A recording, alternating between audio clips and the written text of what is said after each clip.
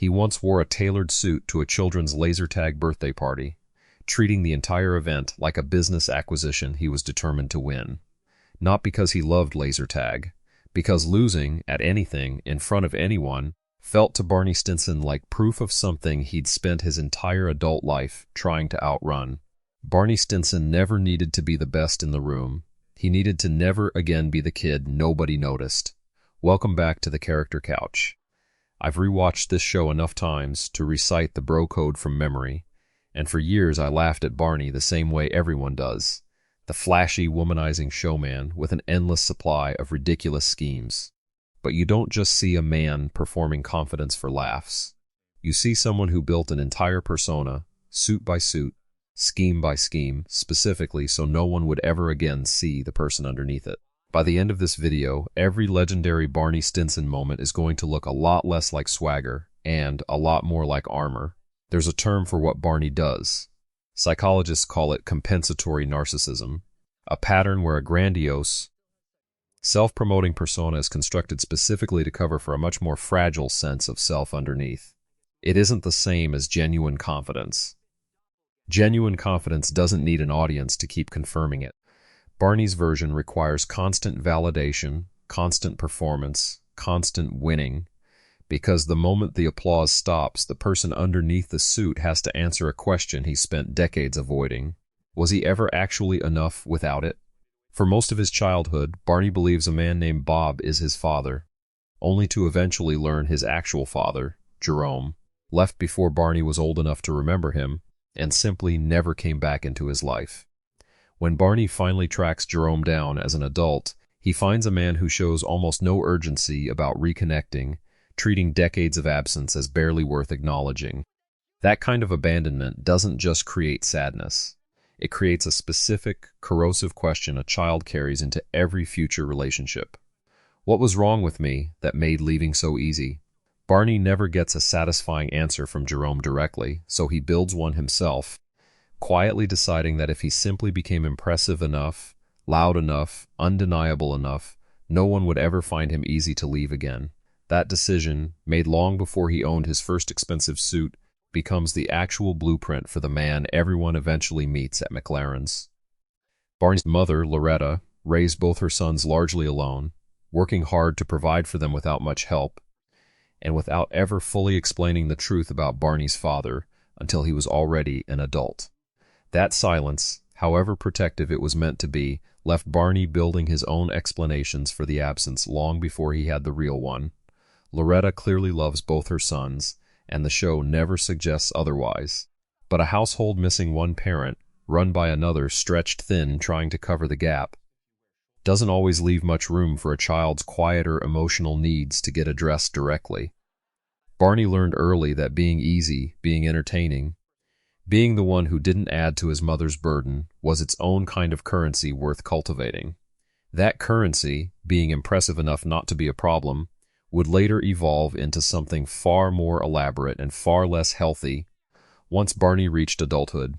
Barney's Playbook, an actual physical book cataloging elaborate seduction schemes with names like the Lorenzo von Matterhorn, is one of the show's most consistently comedic devices. But the sheer effort behind it reveals something more specific than a simple appetite for casual relationships. Each scheme in the playbook requires Barney to become someone else entirely, an astronaut, a magician, a wounded soldier, anyone other than himself. That's not incidental. If being genuinely Barney once felt insufficient to keep a parent around, then presenting an endless rotation of impressive alternate identities becomes a logical, if deeply exhausting, solution. Real intimacy would require revealing the actual person underneath the costume, and that person is exactly who Barney has spent his whole life trying to protect from further rejection. The playbook isn't really about women at all, when you look closely. It's about never again having to find out what happens if someone meets the real Barney and decides to leave anyway. Ted is one of the only people who consistently sees past Barney's performance, calling out his schemes directly, occasionally getting genuinely frustrated with him, and yet remaining one of Barney's closest friends across the entire series regardless.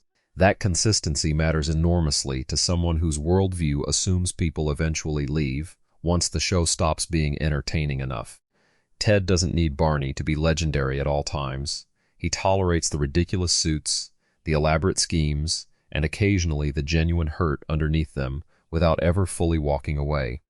It's one of the rare relationships where Barney's worth isn't constantly relitigated through performance, even if Barney himself rarely seems to fully trust that safety. That friendship becomes one of the few stable anchors in Barney's life, right alongside a very different kind of stability he finds, almost by accident, in someone else entirely. Marshall and Lily's steady, unglamorous, deeply committed relationship represents something Barney spends years publicly mocking and privately, unmistakably, envying. He inserts himself into their lives constantly, shows up uninvited, and occasionally admits, in rare unguarded moments, how much he actually values being included in their family unit. That contradiction, mocking commitment while quietly craving proximity to it, tracks precisely with someone who was never shown that steady, boring, reliable love was actually available to him. Marshall and Lily don't perform for each other the way Barney performs for the world, and watching that kind of ease up close seems to remind Barney, again and again, of exactly what his own childhood never modeled. It's a relationship Barney orbits rather than fully participates in for most of the show, and that orbit says something important about how much he wants in, even while it takes him years to admit it. Barney's relationship with Robin develops slowly, beginning as a purely physical arrangement and gradually becoming the one relationship in the entire series where Barney's usual schemes genuinely stop working, because Robin isn't interested in the performance at all. What makes Robin different is that she meets Barney's cynicism and detachment with her own, rather than trying to soften or fix him. She doesn't need the suits or the legendary stories. She's drawn to something quieter underneath them, and Barney, for possibly the first time, finds himself unable to simply perform his way through the relationship because Robin keeps seeing directly past the performance to ask for the person instead. That's a genuinely terrifying position for someone whose entire adult identity was built to prevent exactly this kind of visibility, and it sets up the most significant turning point his character goes through. When Barney eventually proposes to Robin, it isn't staged as another elaborate scheme. It's uncharacteristically sincere, stripped of the usual theatrics, a version of Barney the show has been building toward for years but rarely lets fully surface. The performance, for once, isn't the point. That shift matters enormously. A man who spent decades convinced that being impressive was the only path to being kept around finally risks something considerably harder: being simply, plainly himself, and asking someone to choose that version anyway. It doesn't erase everything that came before it, but it represents the clearest evidence in the entire series that some part of Barney had started to believe real intimacy might not automatically end in abandonment. That belief, however hard-won, exists in direct tension with the broader culture that helped shape Barney's worldview in the first place. To understand Barney fully, it helps to understand the specific cultural moment his persona draws from.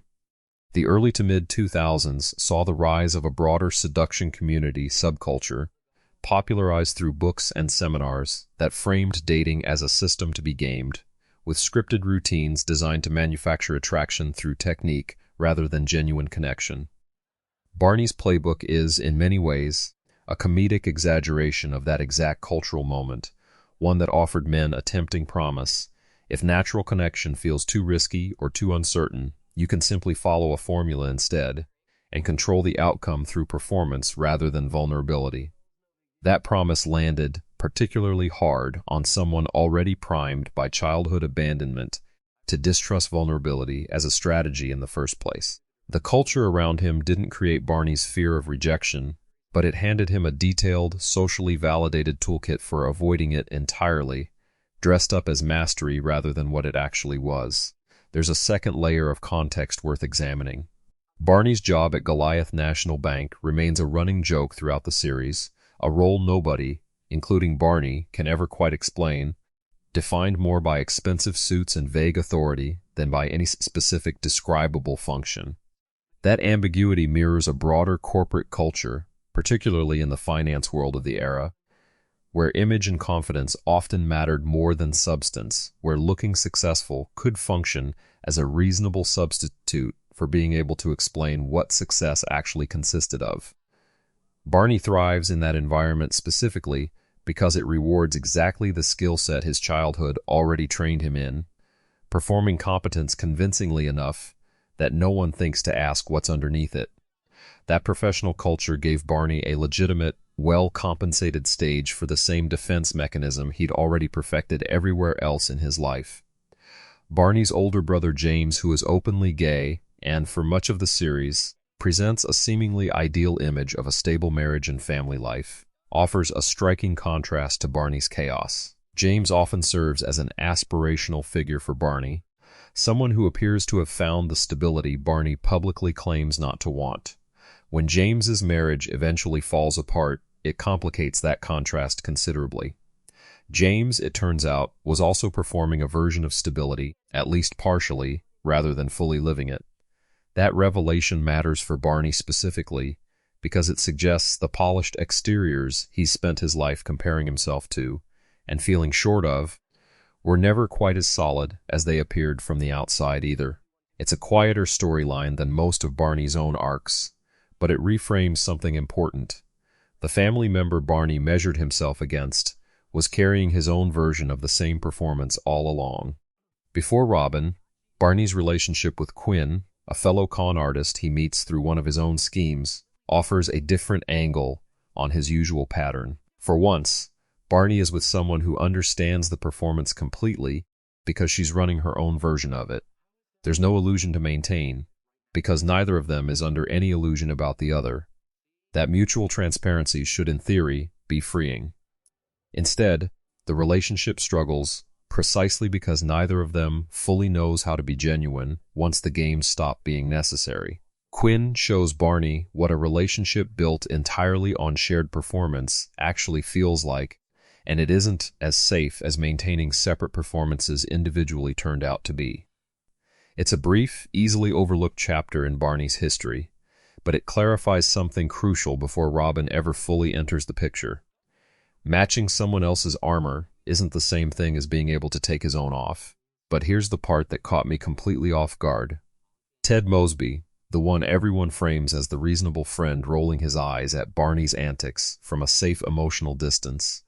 He's also, and I cannot believe I'm saying this, someone who used Barney's chaos as permission to avoid examining his own far quieter, far more persistent fear of commitment. Think about it.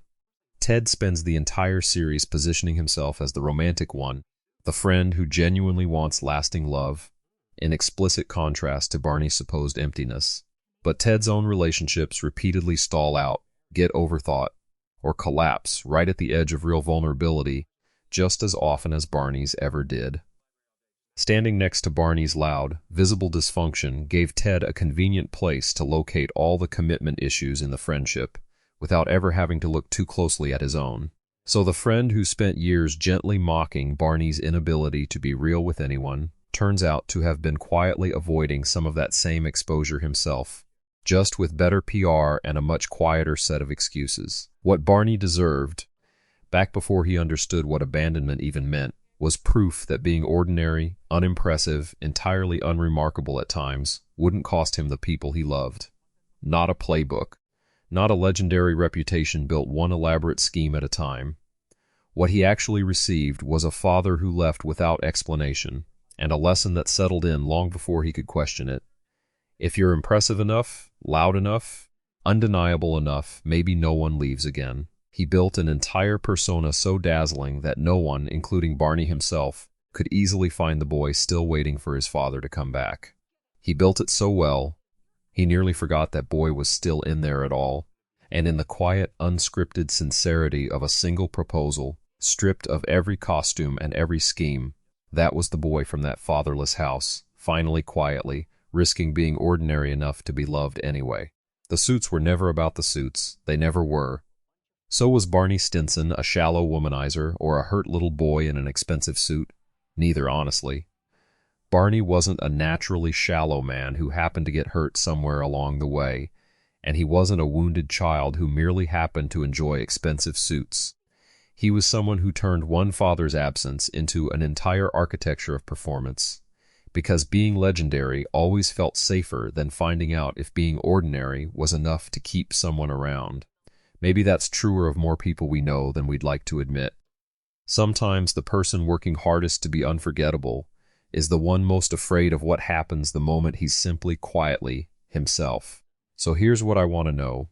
If Barney's father had never left, do you think he still becomes a man who needs an entire playbook just to feel safe getting close to someone? Or was that fear always going to find him somewhere, one way or another? Let me know in the comments. And if you want more of these deep dives into the characters you thought you already understood, hit subscribe. The couch is always open.